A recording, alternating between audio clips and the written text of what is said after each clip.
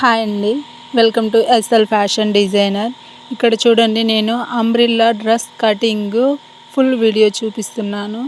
మనం మెజర్మెంట్ పాయింట్తో తీసుకోవడం ఎలా అనేది ఇక్కడ చెప్తా చూడండి. ఇది వచ్చేసి వేస్ట్ అండి. వేస్ట్ దగ్గర కొలత ఇది వచ్చేసి 18/2 అంటే 9 వస్తుంది. 9కు చూసుకొని పెట్టుకోవాలి. అదిగో చూడండి, ఇక్కడ నేను టేప్తో కూడా చూస్తున్నాను. 9కి ఇలా చూసుకొని మనం కరెక్ట్గా స్ట్రైట్గా ఒక రఫ్ మార్క్స్ వేసుకోవాలండి. అది మాత్రం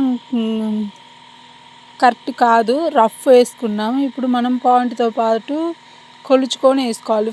నుండి చూడండి, మనం ఇక్కడ చేసాం కదా 9 దగ్గర, అక్కడికి టేప్ పెట్టుకొని చూస్తే ఎంత వచ్చింది ఏంటి అని చూడాలి.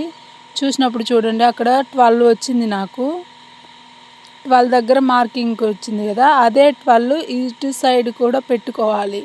ఇక్కడ చూడండి, నేను ఇక్కడ డ్రాయింగ్ చేస్తున్నా.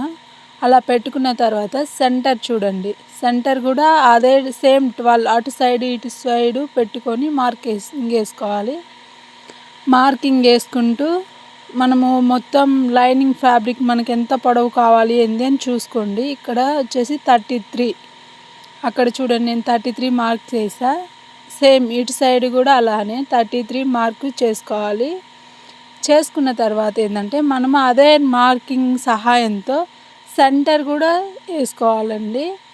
ఇక్కడ చూడండి, నేను సెంటర్ కూడా కరెక్ట్ సెంటర్ పట్టుకొని 33 అటు సైడ్ ఇటు సైడ్ మార్కింగ్ చేసుకోవాలి. మార్కింగ్ చేసుకొని ఇలా రౌండ్గా అంబ్రిల్లా షేప్లో మనం డ్రా చేసుకోవాలండి. డ్రా చేసుకోవడం వల్ల ఏంటంటే కటింగ్ నీట్గా వస్తుంది, ఫినిషింగ్ కూడా అంతే నీట్గా ఉంటుంది.